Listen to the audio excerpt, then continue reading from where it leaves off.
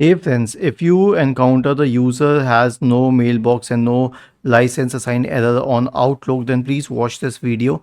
Now, this is usually common with the Outlook web app, not with the client, and it has been mentioned on the Microsoft forum, and there's an accepted answer to it. So you need to open the registry editor, search for the registry editor in the Windows search bar, and open the registry editor. Now go to the key, H key local machine, software, and then policies, Microsoft.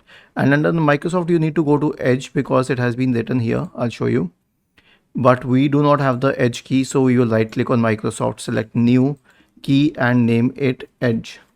Now in the right pane we need to create a dword32 entry with the name ambient authentication in private modes enabled. Ambient authentication in private modes enabled. Okay, right click, new, wait, I'll delete it. Right click, new dword32-bit value, and copy it, double click on it and make sure that the value data is 0, and then click on OK, and this will solve the problem. And in some cases, if this already exists, then click on modify and change the value data to 0 from 1, and it should fix the problem. Was this helpful?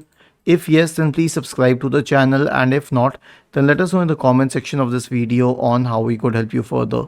Thank you for watching this video and have a nice day.